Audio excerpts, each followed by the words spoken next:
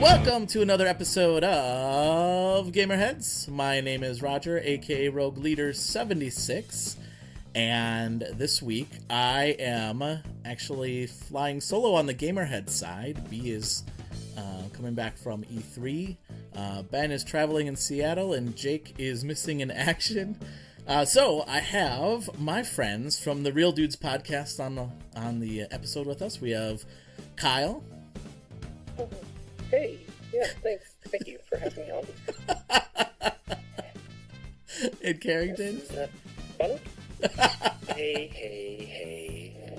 Oh man, you guys! Every time you do an intro thing, it always makes me laugh. There are different voices that you guys use. Well, mainly you, Kyle. Well, Roger, what are you talking about? I appreciate you having us on, and I find it just slightly funny because your show's about video games, Gamerheads Pod, and Real Dudes, we like to talk about knitting and quitting, AA for knitters. Yeah, so you guys really don't fit in at all on this podcast, do you?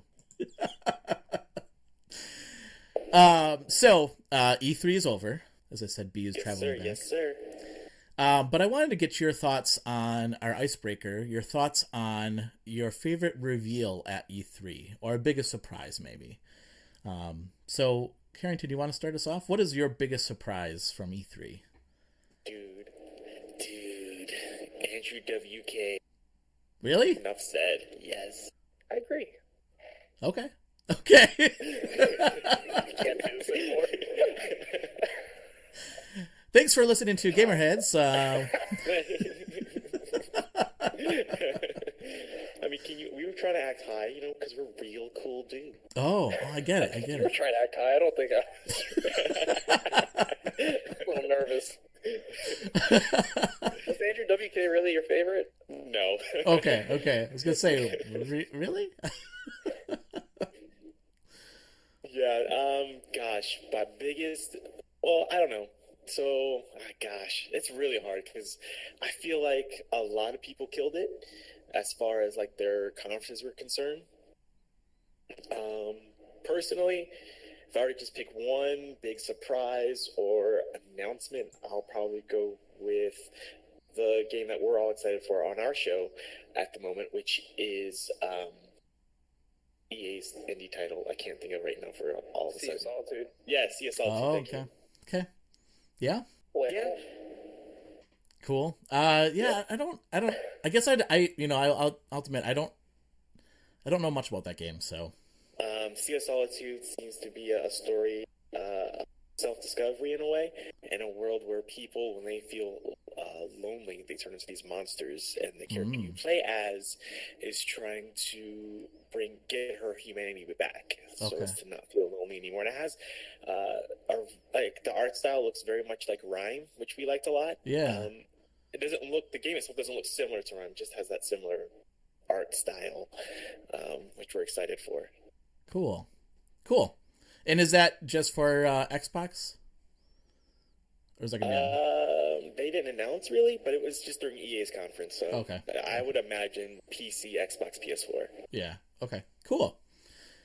Okay. Well, that's a game I'll have to look forward to. What about you, Kyle? Kind of right in there in line with Carrington. Sea of Solitude. I'm definitely gonna have my eye out on. It looks like it's the kind of game that I would personally enjoy. But on top of that, Overcooked 2 got an announcement to be released in August. And I'm excited for that. Really excited. Although that game causes a lot of stress between friends and possibly people's marriages, it'll be worth it. So really, so my wife and I play that game, and actually I think that brought us, not that we had to be brought together more, but I actually thought that we worked really well together. So that causes stress between you and your wife, Kyle? Well, sometimes. More of my friends than my wife, because she doesn't play a whole lot with me, but she will. And then just for personal reasons, because I live in West Virginia, I'm interested to see the rest of Fallout 76. Yeah. And just kind of the landmarks, and I know one of the places is Camden Park, and that's located a few miles down from my house. and it'll be interesting because I've never seen a video game placed in West Virginia. Yeah. That I know of. Country road. There's songs, obviously. Karrington can sing it for us, but not on this podcast. There is no singing on this podcast, none whatsoever. That's a lie. Roger, what's tickling your fanny over E3? Well, I would have to say the Spider-Man game. I mean, I know that we've seen trailers for it before, but man, that game looks so good, and I'm super stoked about that game. God, I love Spider-Man, and I loved Spider-Man 2, the game, that open world concept. So this game looks a lot like that. That looks so awesome. I think that, I've said it multiple times, that game's going to be the tipping point of me getting a PS4. Dude, you should do it. Yep. I didn't see B. She tweeted that she just got a PS4. I know, she won one at E3. So I might try to persuade her to give it to me. Good luck with that. I like your podcast, and I like Oddworld. You should give me that PlayStation. Well, those are 2 reasons why she would give up her PlayStation to you. Great, I'm going to the right. I'm heading in the right direction. Yeah, that's right. Yeah. Before we get into my Gamerheads Spotlight game, because I do have a game that I want to talk about and highlight this week as a part of review. Why don't you go ahead and tell us a little bit about the Real Dudes podcast for listeners who may be new to our podcast or have not heard you guys on our podcast before. I know that you've both been on the podcast before, but why don't you go ahead and give a little background of your podcast and how it started, why you podcast, and what your goals are, I guess. Well, like I said previously, our podcast has really nothing to do with yours. It's Karrington was an avid alcoholic, so he quit. I like to hit that bottle every once in a while. And I would compete in knitting competitions, so we came up with Real Dudes, knitters and quitters. Oh, yeah. That's and then you just shut it down to Real Dudes? Yeah, that's just Real Dudes. I can say this podcast has saved my life. Oh, good. No, so our podcast has been around for over 2 years now. And congratulations, by the way. Thank you. We started out talking about games, and then there's some of the other things we got into, Karrington, I think. Movies and like the early days? Oh, gosh. Yeah, the early days. The Wild Wild West of our podcasting days. We just kind of slung around different ideas, and after the first year, we wanted to narrow down to something, so we thought, well, let's do indie games, because there's a lot of really good games that people miss out on. Mm-hmm. Because they're from smaller companies. Obviously, the marketing might not be anywhere near compared to like your AAA titles and stuff, so we kind of took it upon ourselves to seek out certain games, get a hold of developers, contact them, see if we can test their games out, see if we can interview them, just get their games out to the public. So that's kind of what our focus has been over the last year, is indie games, and pretty much just indie games. Cool. I don't know, is there anything else you could throw in there, Karrington? Nope. Much of it. Okay. That's pretty much it, yeah. I mean, because indie games are really our bread and butter. I've been playing indie games since I was, I don't know, for years. So when we decided to make the switch to covering indie games, I was so pumped, so hyped, and so excited. So I love that market, and I love the niche that they seem to bring to the industry. And it's also easier to get a hold of people that are associated with the games in that market. Sure. I'm sure it's pretty difficult to get a hold of the head of EA or BioWare or something like that, and as opposed to getting a hold of someone from Giant Sparrow or Supergiant Games or I don't know, some of the other studios out there. Matt Bittner Games, we just interviewed him recently. Nice. It should be out soon, and everyone's just so pleasant to talk to. Like, really, they come with wide open arms. Nice. That's nice. Yeah, it is nice. And so you've been doing it for 2 years, and so what were some of the, I guess, what were some of the highlights? What were some of the things that you were like, wow, I can't believe that we were able to land this interview, or this interview went so well? Like, what were some of the highlights that you were just like, I can't believe this happened to us? For me personally, I've had two of those moments. Moment number one was when we were invited to the Cincinnati Comic Expo last year. I didn't think I was ever going to get a chance to cover something like that, which was a lot of fun, and to be able to do it, getting a free press pass and all that stuff, and going through that whole process, I think was a lot of fun. We expect to be there again this year as soon as they open it up to the press to apply and things like that. And the other time was the chance to interview Jerry Martin, who's a personal hero of mine in a way. You guys may not recognize the name, but he did the music for the Sims franchise as well as the SimCity franchise, and that was amazing. And he, just to do a quick shout out to him as far as like what he's doing right now, he has a project called, oh gosh, I can't remember, Boom Bam Bloom is what it's called, and it's basically just a music project of his. So if you go there and sign up, he will send you guys free music, and I think you get for free, he'll send you a song from SimCity, I believe. Wow. Oh, that's awesome. Yeah. So yeah, that interview was a lot of fun, and he was really cool. But yeah, those were my two biggest moments so far doing this podcast. Cool. What about you, Kyle? So last year, my favorite game that I played was What Remains of Edith Finch.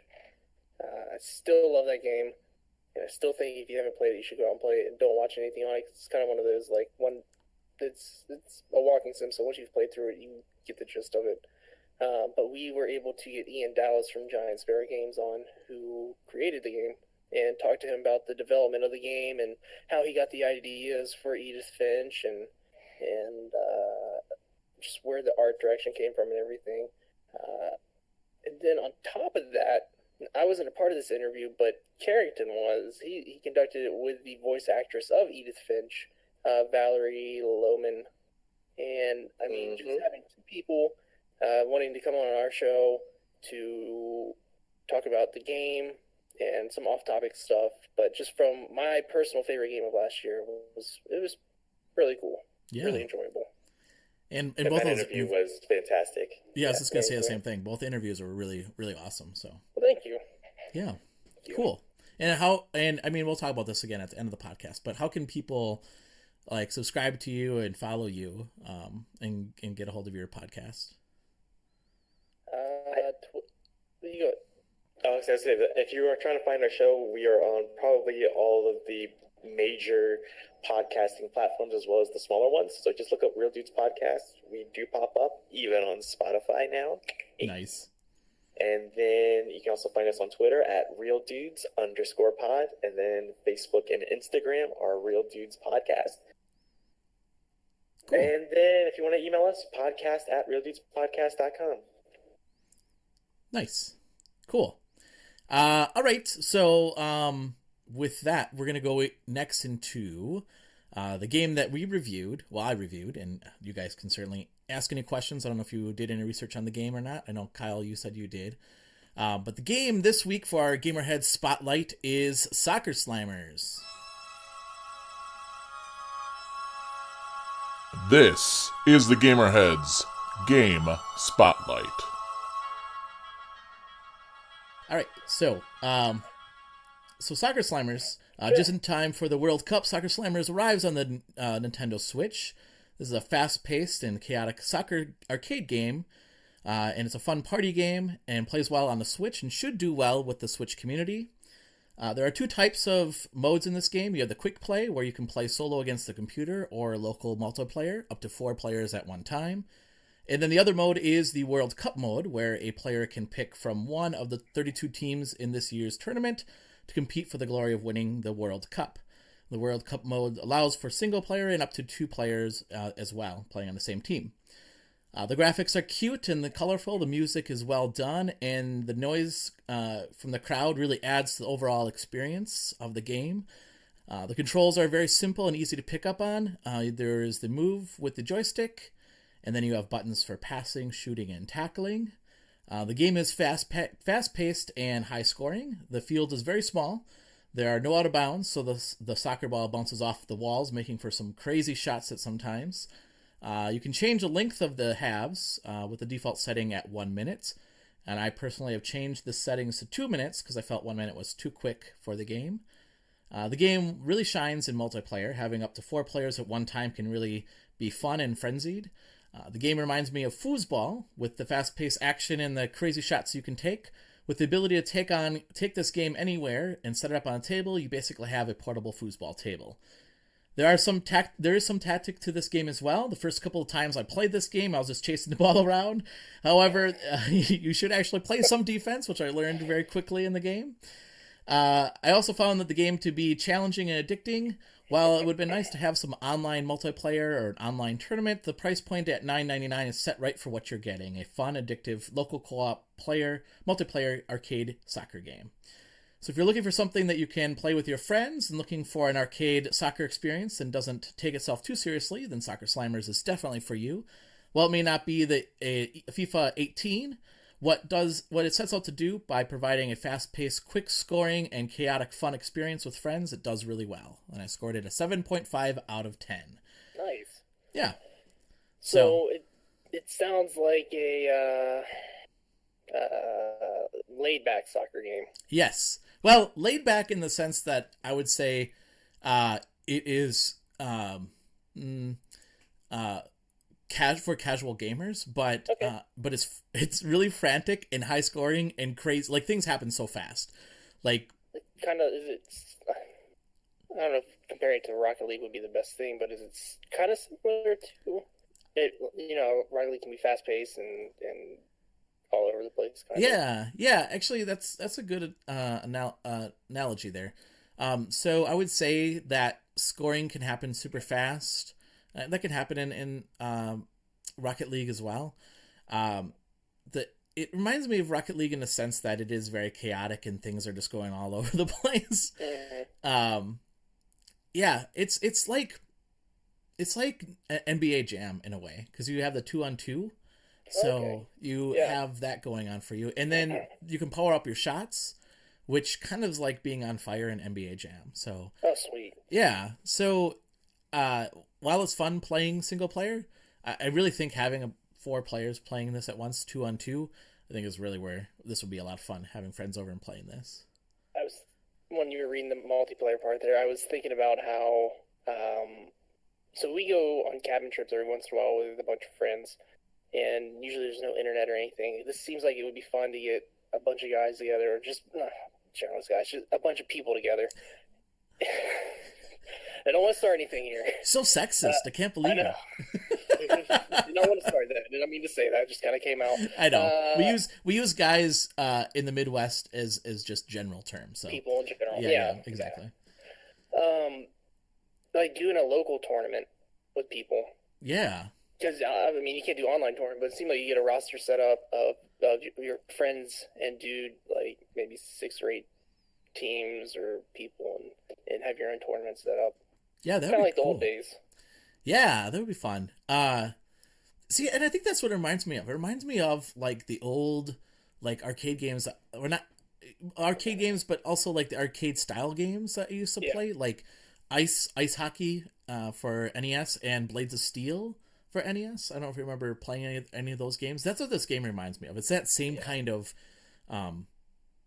like genre, like NBA Jam 2. Same kind of fun where you get a bunch of people together and just, like you said, create your own tournaments and play against each other. It's that's where I think this game really shines. It certainly is fun playing this solo, and the games go so fast. But man, having a bunch of people playing this together would be crazy. A lot of fun. Yeah. So for you personally, what were the high moments, or what was the high moment for you while playing this game? Winning my first game. How long did that take? It took a little bit because of the fact that, like I said, I was just chasing the ball around, and I wasn't really playing with any strategy. There is a sprint button as well. I forgot to mention that. But there is a sprint button where you chase, where you can catch up with the player and you can tackle them. So you're not going to get in trouble for tackling. your opponents. But once I realized, like, oh, I should probably play a little bit of defense and not just chase it around. Like, I was able to, like, actually win games, and I was like, wow, I actually won. Yay. Yeah, I mean, obviously that would be one of the best bumps of the game is winning your first game. Yeah. So I was a huge fan of Mario Strikers back on the GameCube and Wii as well. To me, when I was like seeing trailers for this game and stuff, it reminded me of Mario Strikers in a way. Would you compare it now that you've had some time with it and you can effectively say whether it is or it isn't? So I would say that Mario Strikers, there's some similarities to it. I think that with this game, it's more arcadey than even Mario Strikers is. So I think there's like a little bit more unlockables for Mario Strikers where you can get different cups, where this one obviously is focusing on the World Cup. But I think that from the frantic, fast-paced aspect and just sitting down with friends and playing with this with friends, I think that's where it would be similar to the game. Okay. Fair enough. If you could change, like, I'm going to ask you like this. What would you want to see change either with an update or a sequel in the game? That's a good question. I think I would like to see, one thing that I think would be cool is if you could set up your own tournament as multiplayer. Okay. So, like you said, you can do that on your own just with, like, with your friends and a pad of paper and pencil. But it would be cool to be able to just create your own tournament and play against your friends that way. And you can set the number of teams and whatnot. I think the other thing that and again, this is priced at a good price, so it's not, I didn't expect multiplayer, but man, it would be awesome if you could play online multiplayer against people. Yeah. But with the price being $9.99, I that's not something that I expect, I guess. Yeah. If it was higher price, then I'd say, then I would want some online multiplayer, but I think it's priced right for having a local co-op. $10 for a game like nowadays, especially a game that you give your rating 7.5 out of 10. I mean, that $10 for it is well worth it. Yeah, definitely. So yeah, I think that the other thing I think that this works really well with is the fact that it's on the Switch and that it's portable. And like I said, the ability to take this with you and basically have a foosball table with you anywhere you go is awesome, right? It's a great comparison. Yeah. So, and I know I've been telling people, like my coworkers about this, and that, it reminds me of foosball and the fact that it is just so fast paced, and it's like sometimes you'll see a shot and you're like, what, how did that even happen? Like, how did that, like, it's crazy. Like some of the fun shots that can happen and the crazy things that can happen in a game. So similar to foosball that way. And go ahead. I was just going to ask you one more question. Yeah, go ahead. Okay, all right. Is there a general crowd that you would refer this game to? Because obviously you've got your FIFA players who love their FIFA, and then you've also got like your general like laid back gamers that just want to have a good time and not really get too involved with it, I guess. Yeah, I would say it's going to fall into that second category. Okay. Of players that are looking for something that's going to be quick and fast paced and so the game doesn't take itself too seriously. In fact, one of the fun things is that he puts the Mutant Mudds characters in the game when you're playing multiplayer. Awesome. Yeah, it's cool. So for the players that are looking for something that's going to be, hey, I want to pick this up and just play a few rounds, certainly this is for them. It's not gonna be the in depth of the like a FIFA 18 where you can have like,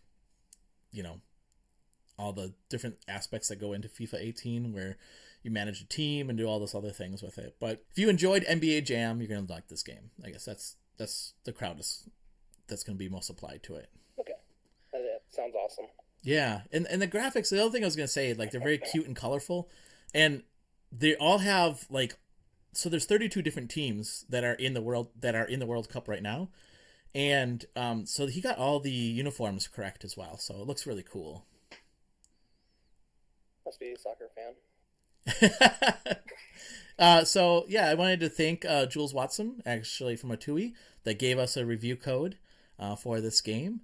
And I'll be playing this on our Twitch channel. So part of the Gamerhead Spotlight is that on Monday nights at 9 p.m. Central Time, I play the game that we're reviewing, so you can check out the gameplay there.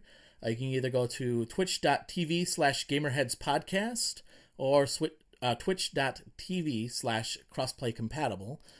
Both channels will be showing my gameplays on Monday nights. You just gave me an idea there. Oh yeah. What if Nintendo came up with their own streaming service called Switch? That would be awesome, wouldn't it? Wouldn't that be awesome? Yep. I know. I always want to say Switch when I say Twitch. It's funny. Yeah. Just made me think of that. Do you guys have any other questions at all? Those were the only few that I had for you. I was going to say the art design almost kind of reminded me of like a Minecraft soccer type game, just because it's very blocky and stuff. But it is cute. I really love the artwork behind this game. Yeah, it's cool. It reminds me of it's made by Atooi, the Totes the Goat game, and then also that Pokemon Quest game also has that same style too. So yeah, which I kind of dig. Yeah, and like I said, it controls really well on the Switch too, which is really cool. So one other thing. Yeah. So my biggest thing, like whenever we play Switch games, is I need to play handheld and on TV. Yes. And some of the games that I've played that I play on TV, there's latency between the controller and the television, as opposed to if you play on the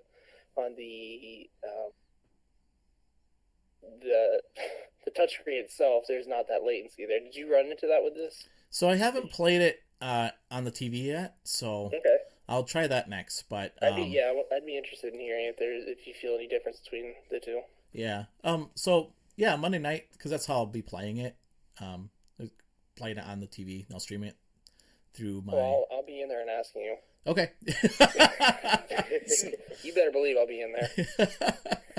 So yeah, check that out. That's starting tomorrow night, and then I'll probably play that for the next couple weeks until our next game review happens. So sweet.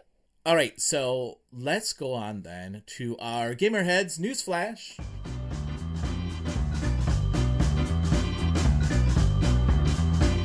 The Gamerheads News Flash.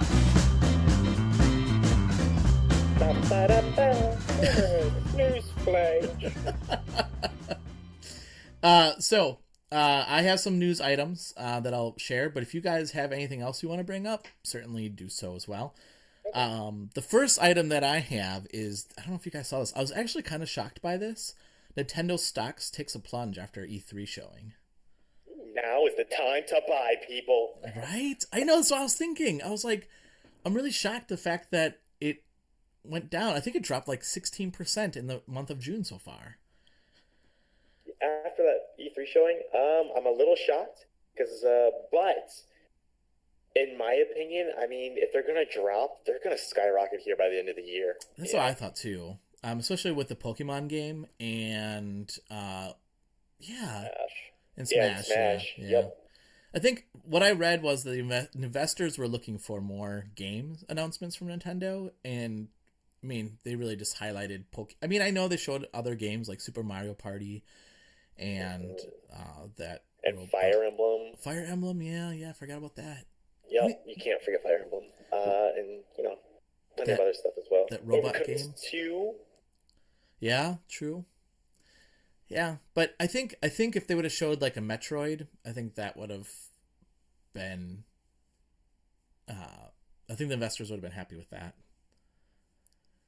I could see that, but I wasn't surprised by no Metroid showing, only because there's no way it's ready by now. I know, but didn't they show it last year? Didn't they at least tease it last year? They teased it last year. We didn't. All they had was a title screen last year, so there's no way they would have done that again. I'm not surprised. And plus, Nintendo generally does probably like 4, 5, 6 Nintendo Directs in a given year, and that's the way they treat E3 as another Nintendo Direct. So we're gonna have probably 2 or 3 more before the year ends. I wouldn't be surprised by the end of this year we'll see Metroid Prime 4. Yeah, good point. That being said, Fortnite has over 2 million downloads on the Switch alone, and players can play crossplay with PC and Xbox players. And that question, I guess my question is that now does that put pressure on Sony to allow more crossplay from console to console? Yeah. Better. And here's the thing too that no one really talked about. Sony's stock dropped as well as a result. Well, Sony's stock dropped, but it wasn't just them. I think Bethesda's stock also dropped too. Like, it's weird. Like, there was a lot of game companies and hardware producers too that their stock dropped in the month of June. I'm kind of surprised by that. And honestly, I was just watching. I don't watch the news at all on TV ever. I get my news sources from other people and places. But someone had posted Fox News, even talking about it. Saying, Really? So yes, they brought up the fact that how many people are upset that Sony doesn't allow cross-platform play, and Nintendo does, and Microsoft does, and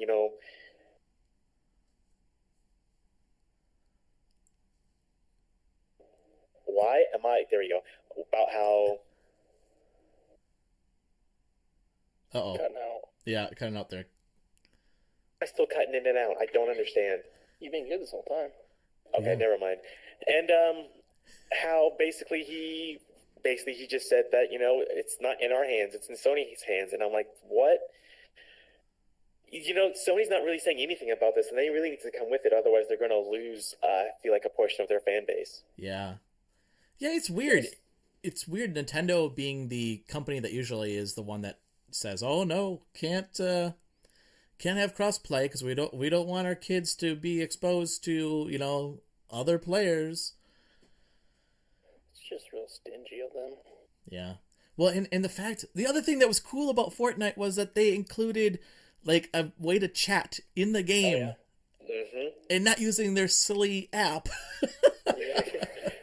Honestly, I'm surprised Nintendo allowed that. I'm shocked. But that might have been one of the things that Epic said, "Hey, if you want us to come onto your system, like, we can, but you got to make the chat more accessible." I could see that. Microsoft has acquired 5 new game studios, including Ninja Theory, and my question is, will this be a game changer for Microsoft? Yes. So, likewise. Because with how successful Hellblade was, I'm sure Ninja Theory is going to have a lot more funds and backing and marketing help with their next project that they end up releasing. And I think that it is a step in the right direction for Microsoft. So was Hellblade, was that just on PS4, right? At first, yes, but now you can have it on PC and Xbox. Oh, you can? Okay. Was that after the announcement was made, or was that prior to that? It was before. It was made on Xbox a few months ago. Okay.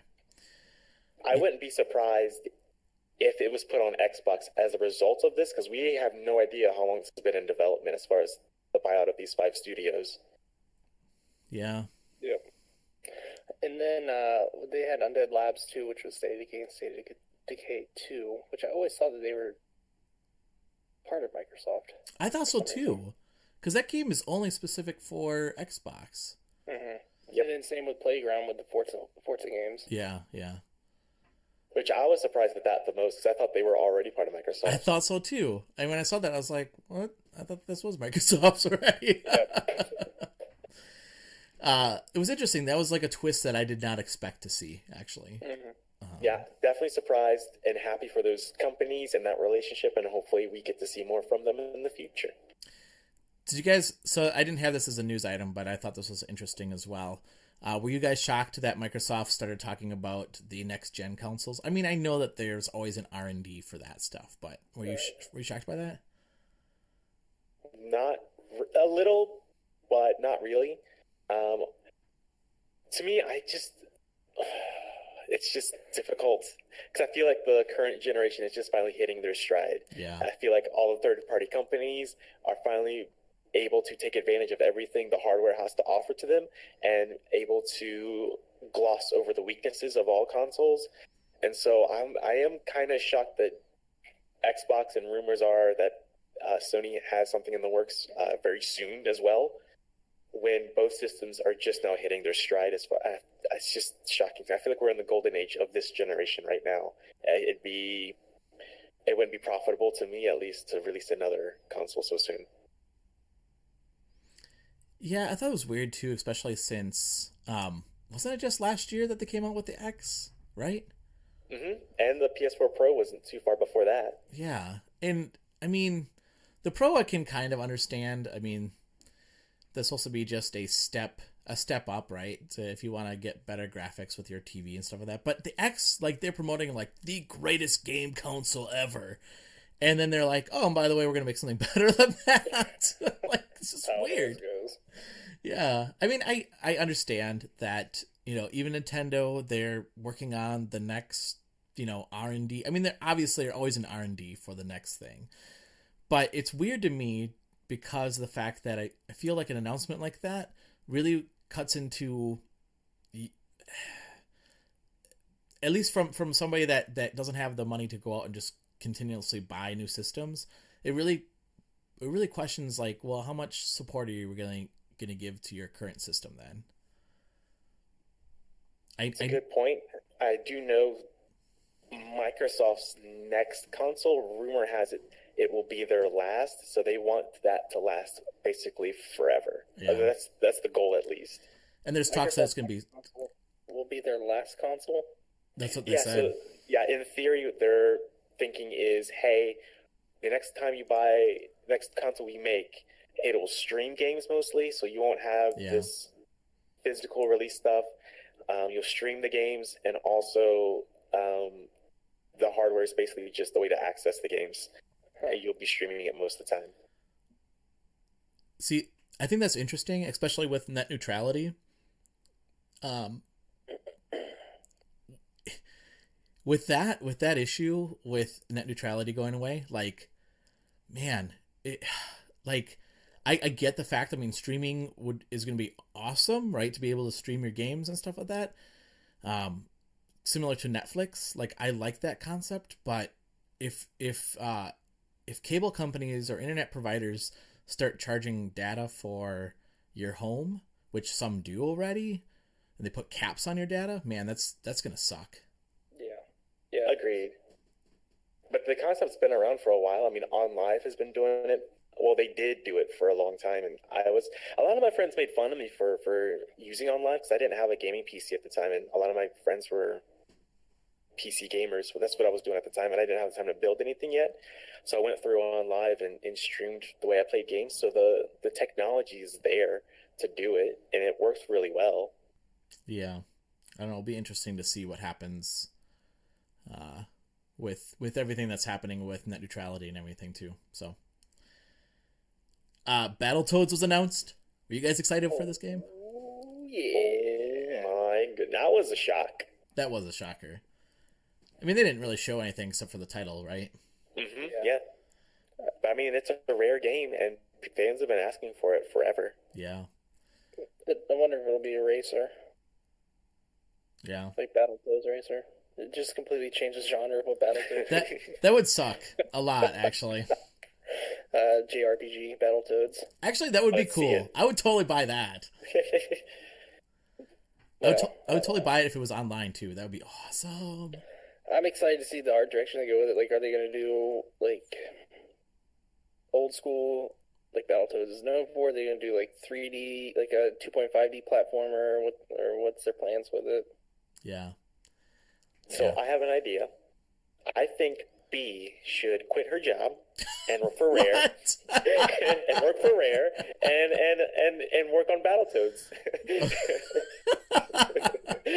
Okay, I'll pass that on to her. So, and I'm sure the answer will be with the same PS4. No, but okay. Oh, okay. Hey, we're not 100% sure about that PS4. This is true. This is true.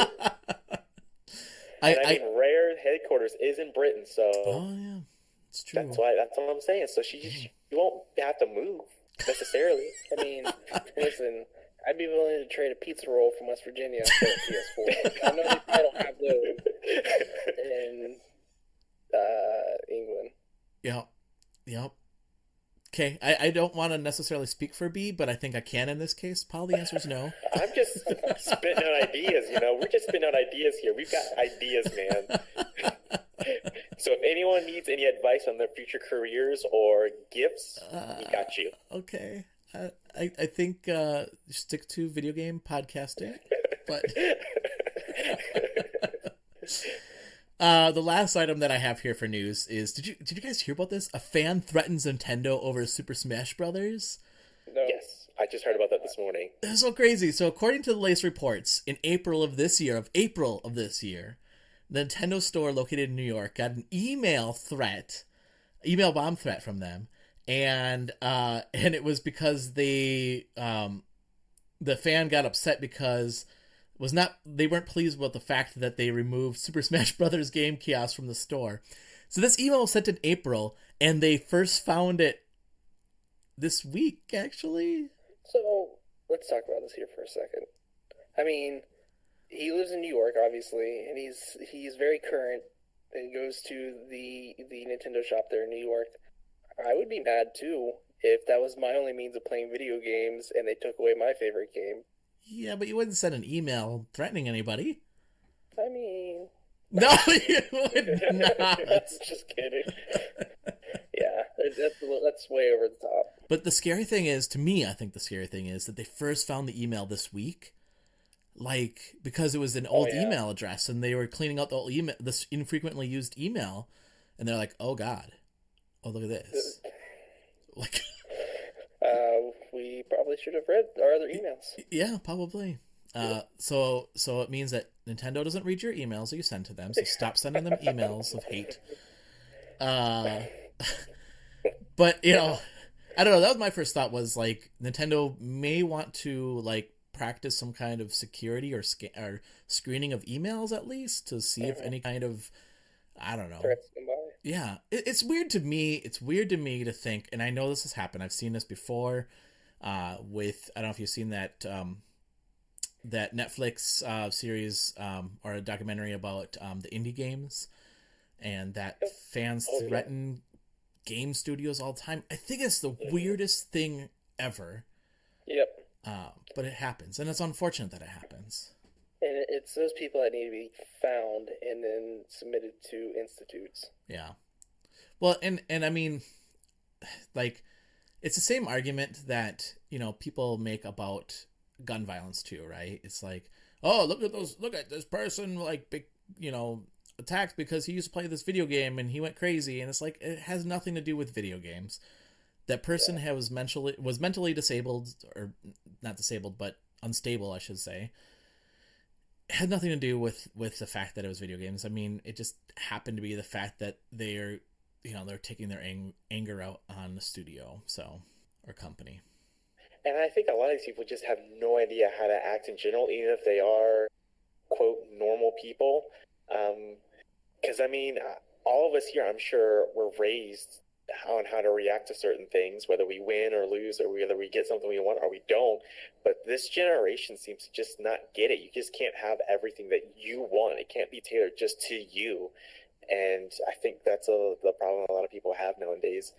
Just look at Star Wars.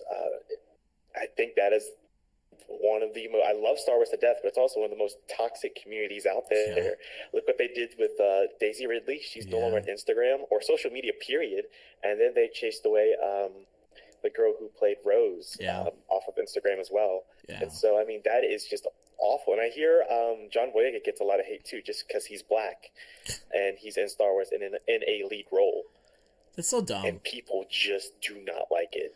Well, and I think part of it is the fact that the internet gives you some sense of ambiguity, blah blah blah, and that people feel that they can hide behind the internet, right? And create these fake accounts to basically attack people. And it's weird to me. It's just a weird concept. I don't know. Like you said, Karrington. I was raised that you obviously treat people with respect and kindness and love. You just don't do those kind of things. And also, I mean, if you're going to be critical about something, then be constructive, right? Instead of attacking for silly petty things. Like, sure, I think that could Force Awakens been done better? Probably. There's some aspects that I think could have been done better, but there's certain things about that movie that I think were done really, really well, and there's lessons in there that you watch it from a different perspective and you think, oh yeah, like I get it, I understand, like what's going on here. I mean, the fact that Luke was gonna, kill Ben, it shows like how inept he really was from a Jedi, right? And it really takes a woman in Rey to basically deal with these unstable men. Like she's the piece that holds them together. It's I don't know, it's fascinating thought if you look at it from that perspective. Wholeheartedly agree. And even if you don't like a movie or a video game or anything, it's okay to not like it, but to sit there and just spout hatred at everyone who may enjoy it or like it, or anyone who was involved with it, it boggles my mind. That people out there exist. Yeah, it's dumb. Did you guys have any other news stuff or news items that you want to discuss? I know that you discuss news on your show too. I don't want to take away from your show, but if there's something that you wanted to bring up. Just real quick, it's not like huge news or groundbreaking or anything, but the Switch has only been out for a year, and it's knocking on the door of 20 million sales right now. Wow. What was the Wii? Do we know what was the Wii's final sales? Or do we know what it was in the first year either? 20? I have no idea. That's something I would have to look up. Yeah. If I were to guess, it'd probably be somewhere in the vicinity. Having a quick Google. In its first year available, it sold, it just says over 20 million, but there's no exact numbers. Okay. So it's comparable. Yeah. I know early on, Wii sales and Switch sales, or Switch sales were better than Wii sales. But it looks like it's starting to correct itself, but I wouldn't be surprised if the Switch comes close to Wii sales total. Yeah. Which was roughly a little over 101 million. That's crazy. In its lifetime? In its lifetime, yeah. That's crazy. Anything else? Telltale's working on Stranger Things. Oh. This is true. Really? I haven't played many Telltale games recently, but yeah, it's rumored that they are working on a Stranger Things, and if that's the case, I'd be interested in trying that out. Yeah. That'll be interesting. Yep. That's all I had. Cool. All right, well then let's do this. Let's take a break, and then when we come back, we'll get into our hot topic of this week. Stay tuned.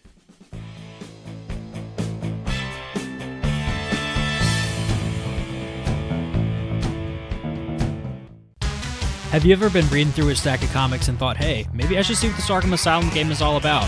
Or been playing Marvel vs. Capcom and felt like you were at a real disadvantage because you didn't know who half the characters were? Well, Play Comics is the show for you. I'm Chris, and each episode, I take a look at video games based on comic book properties and how well they stick to that source material. So, whether you know the comics and want to actually learn how these games work, or know the games and want to know what the hell is going on, go check out Play Comics at playcomics.com, the Brain Trust Bros Network, or wherever you find your favorite podcasts.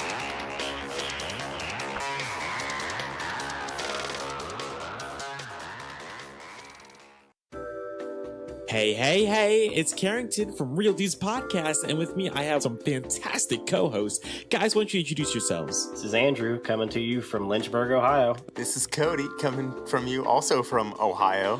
And this is Kyle, coming to you straight from the armpits of West Virginia. We are an indie gaming podcast. We all share a love for games, and you can check out our show on Podbean. Just search for Real Dudes Podcast. You can also find us on iTunes, Google Play, really any of the podcasting outlets that you like to use. Again, that is Real Dudes Podcast. Be sure to check us out on Twitter, Facebook, and Instagram. If you love video games, you will love our show.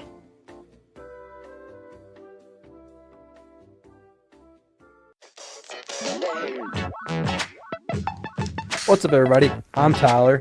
I'm Lucas. And I'm Chris. And we're better than Static. We meet up once a week and talk about movies, comics, and video games. I don't want to talk about that. Why are you complaining about all the topics I bring up? I'm trying to sound professional, Chris. But we're not that good. We are too good. may not be great, but we are better than static. You guys can hit up iTunes, Podbean, Google Play, and YouTube to check us out. Remember that feeling of playing an ultra-hard video game and dying? Over and over and over? Ah! Yeah, so do we. Listen to the Controller Throwers podcast on iTunes and Google Play. And check out the live show every Tuesday night at 8 p.m. Central Standard Time at twitch.tv/TCThrowers. The Controller Throwers, pressing start since 1985.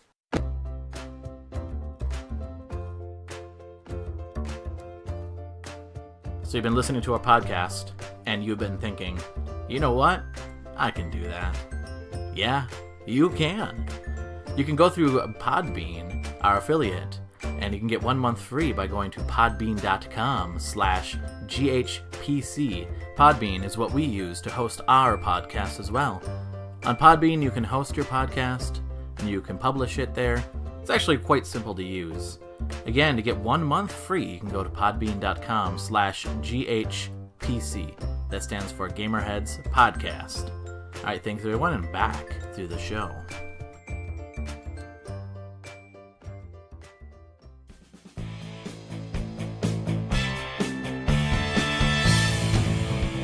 And welcome back to Gamerheads. This week's hot topic is brought to you by nobody, but we don't have any sponsors, so it's not brought to you by anybody. Brought to you by myself. Yep. So the hot topic this week is, can games be so bad that they are good? So people enjoy watching movies that are bad and invite friends over to watch these bad movies. In fact, there are bad movie nights, and those are pretty common. But can games provide the same enjoyment level? So I have a couple of questions that I would like to ask you guys, and we can discuss these. Okay. So the first question that I have for you, if the story is bad, can the game be enjoyed? Since games require you to be more involved than a movie. So what are you guys' thoughts on that? Yes. Okay, question number 2. No. As much as I hate it, Sonic 2006 is the perfect example of that. Hold on. Are you saying, like, if the story is bad, can it still have good, like, mechanics to the gameplay? Yeah, so let's just say the mechanics are okay, so you can still play the game, but the story is awful. So can you enjoy a game that the story is so bad, but you can still play through the game? Karrington, Sonic 2006 is so broken. Okay, maybe that's a bad example, because it's just a terrible game all around, gameplay and story wise. So let's not count that. Let's actually count that one, because I want to talk through that. So not only does it have a bad story, but it has bad mechanics, and mechanics are going to be part of my next question. But so why do you enjoy this game? Is it because you are a Sonic fan and you just want to like it because it's Sonic? Or if it was, let's just call it like slowish. The Awakening. Yeah, or something. Whatever, right? Sloth, the slow sloth or whatever. Would you still like this game?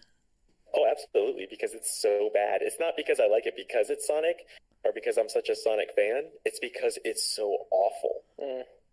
And I mean, I love awful movies, so I bring on awful games as well. So do you play awful games by yourself then, or do you play awful games with friends? I play them generally by myself and try and get my friends to play them as well. Doesn't always work, but when it does, it's a beautiful thing. Okay. What about you? I agree. So I agree. Okay.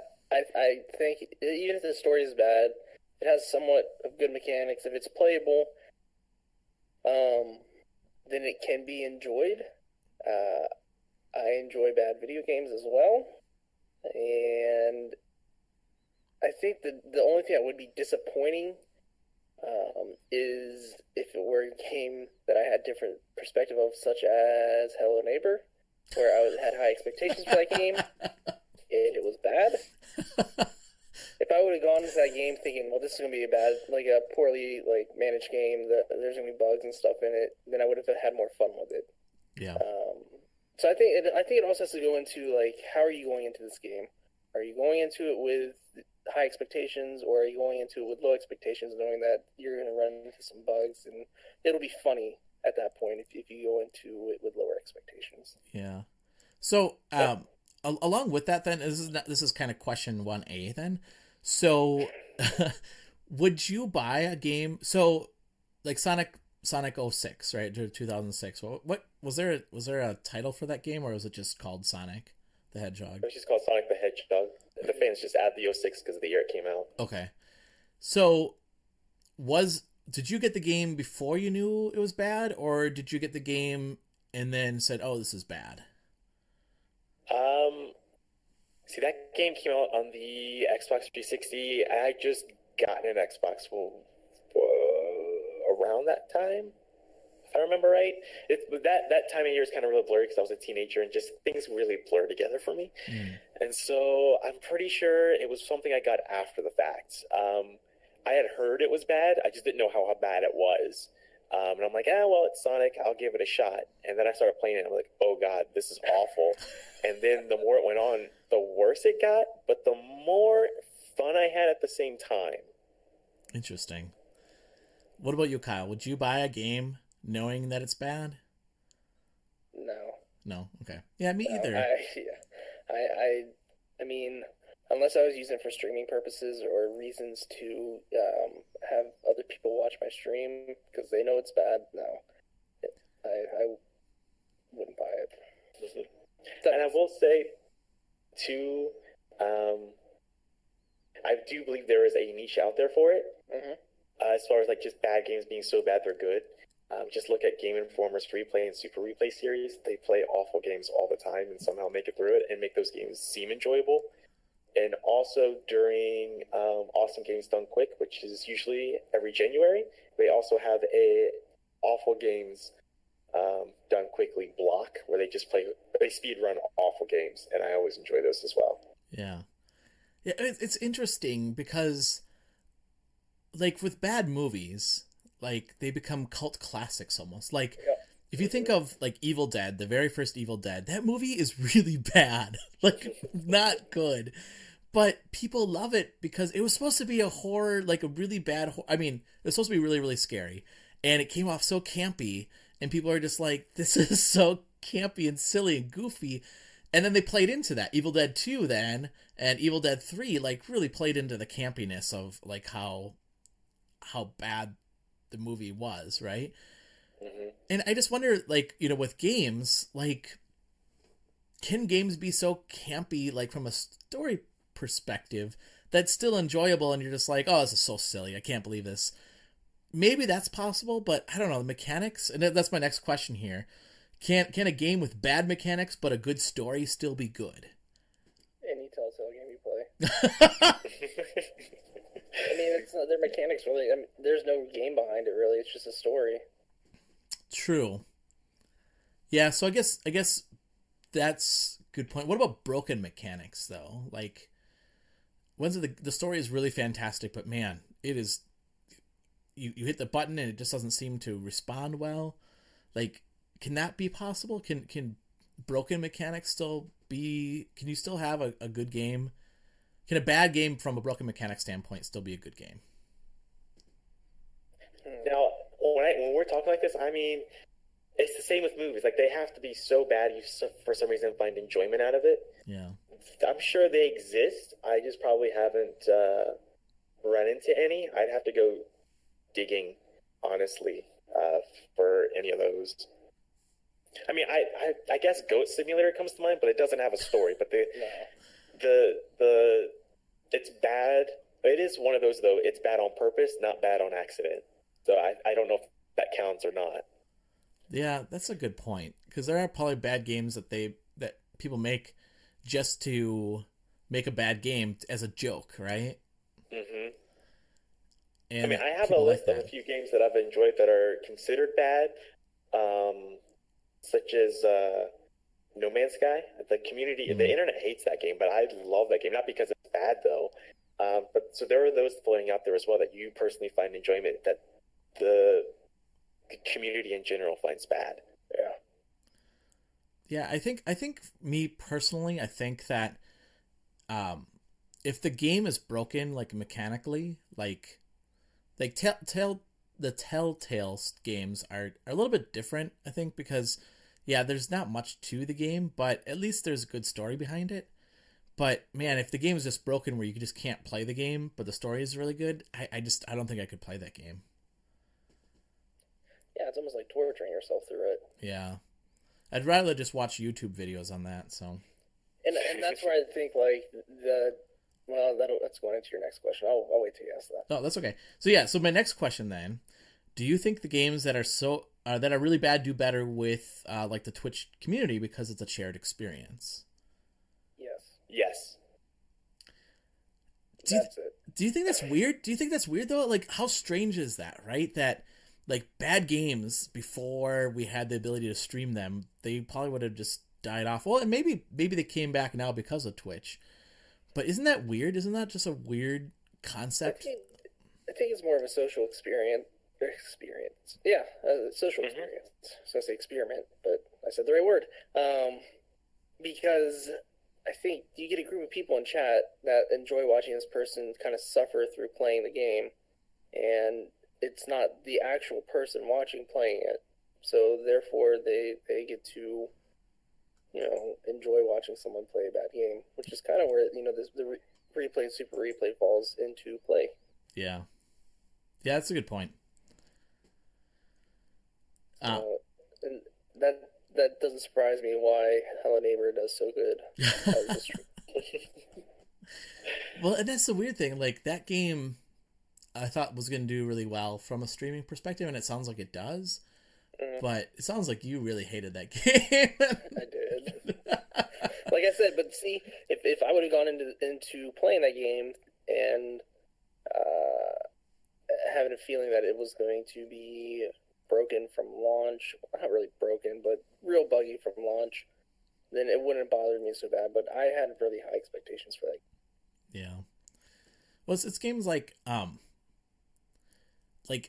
not saying this is a bad game because a lot of people like this game, but I feel like it did have some problems, at least on the consoles when it first was released, was Friday the 13th. Like, I feel like that's another game where, like, there's not much of a story. I mean, it's just Jason killing campers, but the story, I think, actually comes out with people role-playing their character, which is actually really funny, right? Yeah. I mean, that's a thing now with streaming is role-playing servers. Yeah, it's so crazy to me. Like, how you could come up with a game with no story now and just make it that these characters, you can basically create your own characters or play them the way you want. And that is a thing. And, like, that's also bizarre to me. It's not surprising to me. I'm just happy to see it because that's what me and my brother and my best friend would do when we were younger.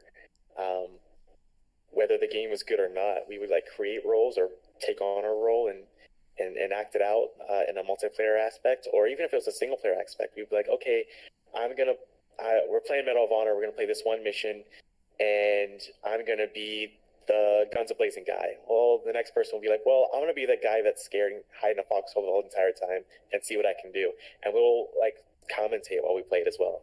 So it's just happy to see it like on a larger scale happening more and more. That's interesting. Or even a game with like Kirby Air Ride, we would pick certain colors and give personalities to them, which was a lot of fun. And then we would, pick certain vehicles when we pick certain characters, or not characters, colors, because there's only one character in Kirby Air Ride. And like, well, if I'm this color Kirby, I'm going to act all goofy, so I'm just going to ride the noodle cart the entire time and just do silly stuff like that, or do serious stuff. Like, we would just do crazy stuff all the time because we were kids and we had the time, all the time in the world. Yeah, and nowadays, I don't have that much time anymore. It's sad. Right. And now I'm the only one that's single in that group, and even though No, I'm just saying because they're both married, so they definitely don't have time to game, let alone get together and game like we used to when we were kids. Yeah, I still think we should do. This is on a side note, but I think that we should do a Sea of Thieves where we're all just act like pirates. I think that'd be so much fun if we get a stream together of all of us playing that game. I've got rum. Nice. Although this episode will be released tomorrow, I say we should still do that tonight. Yeah, we should. Or tomorrow night. Yeah, I should be home around 9:30. Just saying. Okay, well, tomorrow night I'm streaming Soccer Slammer, so I won't be able to do that. But tonight I might be able to, so that'd be fun. So my next question then, are there games that have a cult following like bad movies? And what are some games that you can think of, and why do they have this following? Yes. I'm just going to answer yes for every question. Like, for one that I know of for sure, it'd be the Overblood in Siberia. Oh, yeah, Overblood! That was the first thing that came to my mind. Oh, yeah. They have... I mean, Overblood has a Facebook group dedicated to them, and it's solely because of Game Informer Super Replay. It's a terrible game, but people have come to love that game. That Facebook group has over 3,000 people in it. It's a very dedicated fan base. Like, they love watching bad games get played, especially Overblood and Overblood 2 for PlayStation. I think the second one was for PlayStation as well. Can't remember, PlayStation or PlayStation 2. And that, like, to me, think of cult following, that is a cult following. They keep up to date with what Game Informer is releasing as far as their bad streams and their bad games, and even like the good Super Replays where they do play good games. I mean, they are a dedicated fan base to especially Overblood and Siberia. Yeah, those are good games. You know, and it's interesting. I think it's because, you know, the fact that there is a group, like a Facebook page for that people can kind of talk through, like, how much they really like this game because it's so bad, right? Like, I think that plays into it too. What about you, Karrington? Can you think of games that have like a cult following, even though they're bad games?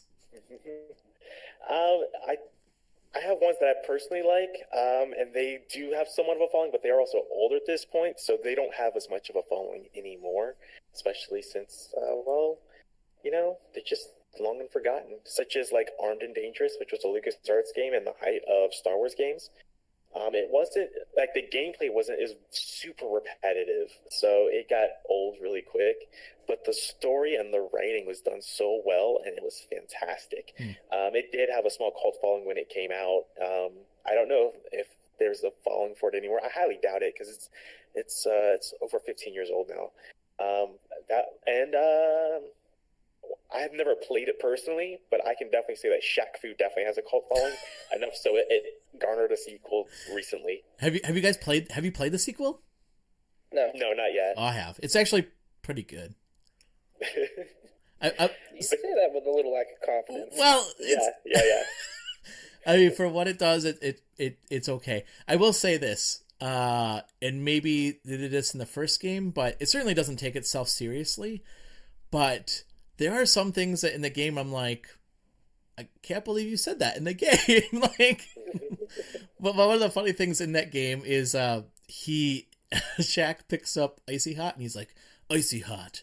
You know, he says like some kind of funny thing about it. And I'm like, oh my god, this game is not taking itself seriously at all. But it is pretty funny. Oh, like one part where sorry not to go off on this, but there's one part where you get trained by this kung fu master because you're picked on as a kid, and then you take on this training from this kung fu master, and the kung fu master says, "Oh, there's something I need." Oh, sorry, the village gets attacked by this evil force, and this kung fu master says, "There's something I need to tell you, Shaq. There's something that you don't know about me." And he's like, I thought you looked at me differently whenever I was training. No, not that. Like, oh my god. It's just like Like, and then he says it again later on. He's like, "Oh, there's, I've got a mysterious past. There's things that you don't know about me." And Shaq's like, "I don't know. I went through some of your web browsing." He's like, "What? No, no." Oh, so like I just like, wow, okay, this is not really for kids. Like, certainly it was geared towards, yeah, exactly, and it was geared towards people that played the original Shaq, that age group right now. So, I think you have to mention another game that I think has a following, Goat Simulator. Yeah. Oh yeah, for sure. Yeah, because I think it's highly praised on Twitch and stuff. Yeah, it's weird. And that game's broken on purpose, which is also interesting. Yeah. And I also think the Burger King games have a nice little cult following to this day. If you bring it up, I mean, there's a following out there for it still. Weird. That's so bizarre to me. I didn't. Or the Kool-Aid game. Do you ever play that game? Oh yeah. The Kool-Aid Man game. Yeah, that game was broken for sure. I don't even know what was going on in that game, but I'm sure that has a cult following too. I'm sure the people that developed it didn't know what was going on either. I know. That's that's the thing. Like, I will say this. I always feel bad about studios that get picked on for a bad game because, like, somebody took time to build this game, right, and put some effort into it. I don't know. I feel like I don't feel as bad about movies because I don't know why, but I feel like those actors that are in bad movies can bounce back pretty quickly. Like, I think of like Batman and with George Clooney. That was a really bad movie, but he bounced back pretty quickly. And I think of Battlefield Earth. Have you ever seen that movie? Like, that's another bad movie, but John Travolta certainly bounced back. I mean, it's not going to hurt their career. Where I think a bad game could hurt somebody's career. Yeah, for sure. Because so much. I mean, not to say that a lot of money isn't spent on movies, but I mean, especially now, I think it's why a lot of companies are much more cautious about releasing a game because they're much more expensive now than they were 10, 15, 20 years ago. Yeah, definitely. All right, so my last question then. What are some of your favorite bad games that are good, in your opinion? Outside of the ones that I've already mentioned, that that I have played, I will go ahead and say I'm still part of one. It's not really a bad game, but it didn't get necessarily good reviews. Was the Movies game, where you can basically take over a movie studio and you make movies, and you have to. It's basically two different games in one. The first game is movie studio. It's like a building simulation. You build your movie studio. You have actors, directors, and all that stuff, and you have to build scripts and manage your own movie studio. And then the other side of it, you actually get to create and do the movies yourselves. Me and my brother spent a lot of time making movies with that game. Not as nearly as much anymore, but I still follow anyone who makes movies using that game. Nice. And I still have it loaded on my PC. I'd love to see your movies. They're still on YouTube. I'll link them if you want me to. Oh, you should do You that. should, yeah. You should totally. Send me the links and I'll put them in the show notes for sure. And within the community, one of our movies got to #1 within the community, which was a lot of fun to see. Really? Oh, that's crazy. Yeah. Wow. Let's see. There were two for me growing up that I know they did not receive good reviews. One of them being Simpsons skateboarding, just because I loved skateboarding as a kid and teenager, and any game that came out with skateboarding, I tried to love. Did you play the Disney skateboarding game? Yes. Okay. Yep. just curious. Yep, sure did. I loved it. Kind of. I did too. And then Jedi Power Battles. Oh my gosh. I love that game. It was so bad. Is that the one with the Move? Is that right? Is that the Move, the 360 Move, or no? No. No. PS2 or PS1? Yeah, PS1 only. Okay. And it is like a 2.5D side scroller where you get to pick one of 5 Jedis, and each of them have their own special moveset, and you're fighting either episode 1 or episode 2. You're fighting droids, and I played Mace Windu all the time, and I would have friends over, and we would rotate controllers and just play the game. And for me as a kid, it was a good memory. I'm sure if I went back and played it now, I'd absolutely hate it. Yeah. So I don't do. Yeah. So, For about myself, you? for myself, so I don't know if it got bad reviews, but there's two games that I can think of that I enjoyed as a kid, and I think that if I played it now, I'd be like, they're not very good. One, it is because they're one of my first games that I had. Wow, the first one was Mighty Mighty Bomb Jack, or Mighty Bomb Jack. I think it was Mighty Mighty Bomb Jack. I don't know if you ever played this game or not. I've never heard of it. Oh, you haven't? Okay, so it was a Tecmo game, and I don't even know what happened. I don't even understand the game. I don't understand what's going on in the game, but like I had a lot of fun playing the game. I thought it was like really cool and different at the time. Now I think you're just like this superhero, this generic superhero character that goes around and collects balloons, and you're in like ancient Egypt. It doesn't make any sense. It doesn't make any sense whatsoever. But I played lots of hours of that game because that was one of the first games we owned on the NES. And the other one I think may actually have gotten decent reviews. The Solomon's Key. Have you ever played that game? I've heard of it, but I've never played it. So I've never played it. Super hard. There's no like continues. You get 3 lives, and when you're dead, you're dead. But it's just like a weird puzzle game, and it's again one of the first games that I own. I think also a Tecmo game. But again, I don't think I could play this game today and be like, "Oh my god, this is great!" It's like this nostalgia, I think. So Yeah. Yep. Completely get that. Cool. All right. So, let us know then what you think, listeners. What are some of your favorite bad games that are so bad they're good? We'd like to hear back from you. So you can reach us on Twitter at GamerheadsPC. You can also email us at gamerheadspodcast@gmail.com. You can also go on Facebook, facebook.com/GamerheadsPodcast. So let us know what your thoughts are. Before we leave, then, why don't we go around and talk about the games that we're currently playing, and we'll start with you, Kyle. What games are you currently playing? I am playing a game called Songbringer for Nintendo Switch. Oh, yeah. How's that? So good. It is, I keep telling everybody this, it is Zelda in outer space, like old school Zelda, and it's also procedurally generated, so I guess each time you play through it, the map's going to be different.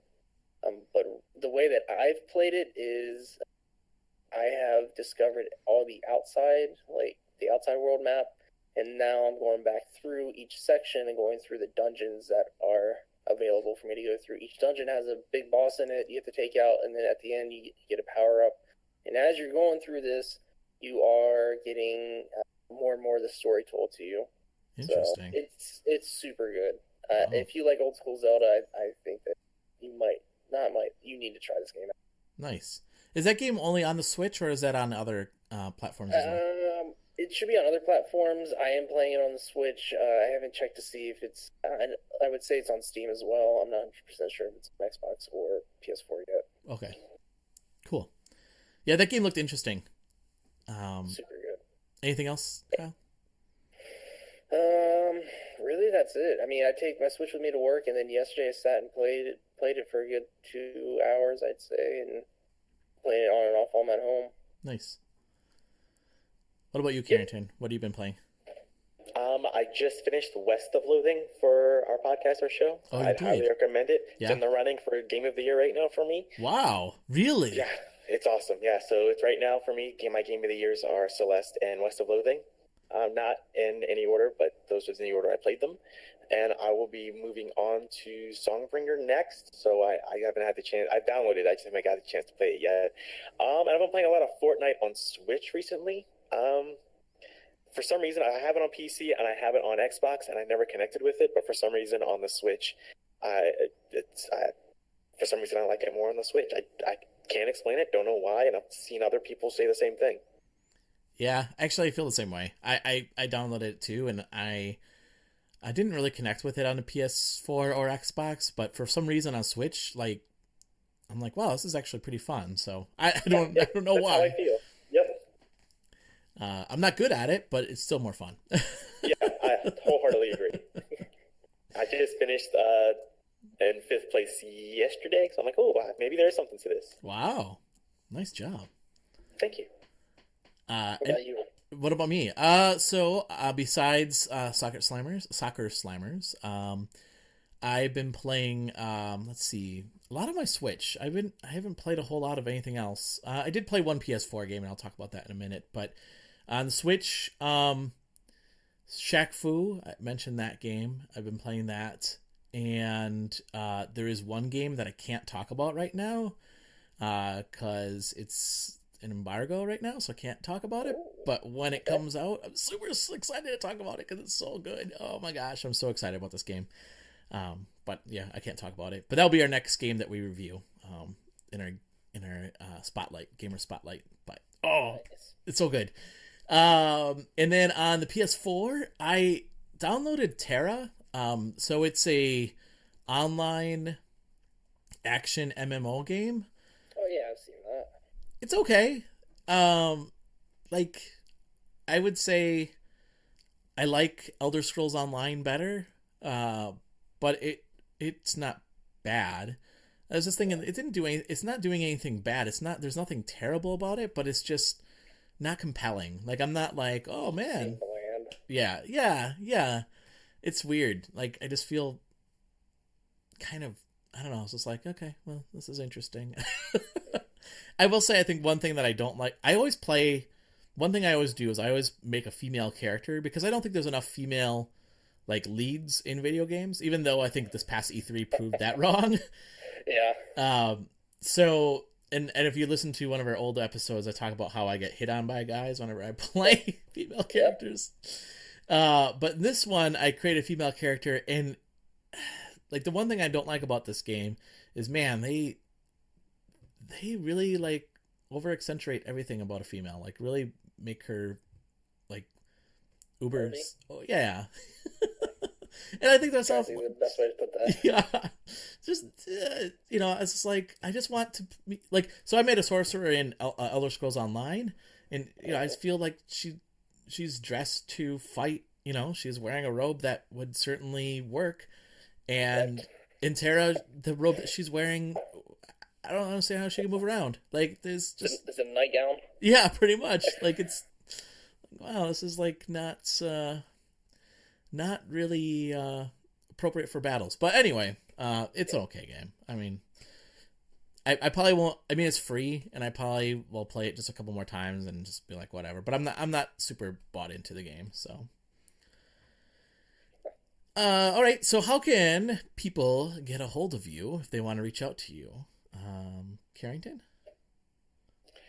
So if you want to follow me, you just follow me at Desert Fury 90 on the good old Twitters, or Desert Fury 90 on my Xbox, PS4, and whatever my Nintendo Switch code is. No big deal. Yeah, it's a little hard to give out the Switch code, isn't it? Like, yeah, my friend, just a little bit. 1437. And what about you, Kyle? Same. Twitter, you can find me at Kyle Federline, and Xbox Roberto RABURT0. And if you're really interested in finding me on Nintendo, then you can DM me or send me a message or something. Okay? Nice. My Nintendo Switch friend code. And how can people follow Real Dudes again? Through Twitter, RealDudes_pod, Instagram and Facebook, Real Dudes Podcast, and our website, www.realdudespodcast.com. And you can pretty much find us on any of your favorite podcasting websites or apps, or whatever you use. Where you type in Real Dudes Podcast, we should be on there. Nice. Yep. And you can follow Gamerheads on Twitter at GamerheadsPC. You can email us at gamerheadspodcast@gmail.com, or follow us on Facebook at facebook.com/gamerheadspodcast. You can also follow me on the PS4. That's Rogue Leader 76. I'm also on Xbox at Rogue Leader 1976, but the A in Leader is the number 4. Somebody apparently had that name before. I don't know. And then, yeah, if you want to connect with me on Switch, go ahead and direct message us on our Gamerheads podcast Twitter account, and I'll add you there as well. Well, Karrington and Kyle, thank you so much for coming on our show. It was a real blast to have you guys on the show. Yes, anytime. You know we love coming on here. Yeah, I know. I joke because I think you may be at about the same amount of times on the show as Jake has been on. So you know how we are. You know? So, and just real quick, thank you for coming on our show. So if you guys want to check out Roger, hop on over to Real Dudes Podcast as we talk about E3. Yeah, that was fun. It was funny. Like, I think I've been on your show like 3 or 4 times now too. So Yep. Yeah, we got a good crossover going on here. So I agree. And then I think we've actually had the entire, most of Crossplay Compatible Network -2. Yeah. For our E3 episode, which is a lot of fun. Yeah. Yeah, it was a lot of fun to do. Yeah. And it's always a pleasure being on a little old GHP. Thanks, man. I appreciate that. And and it's really fun. I mean, I enjoy playing games with you guys too. So we should stream more of that because that's always fun too. So I agree. I know it's been a while, but my work schedule is now normal. I know, yay! I know. For people that don't know this is not our normal job. Like, this is just a hobby for us. So. You never know, though. Maybe someday. Yeah, maybe someday. I know, shocking that we would get paid for doing podcasts and playing video games, but maybe one day. Who knows? You never know. Yeah. All right, well, thank you so much for listening to Gamerheads, and you should be able to catch our next episode. We're actually looking at recording next week, which would be the 24th, so stay tuned for that. All right, thanks everybody for listening, and Gamerheads out. Bye. See you later.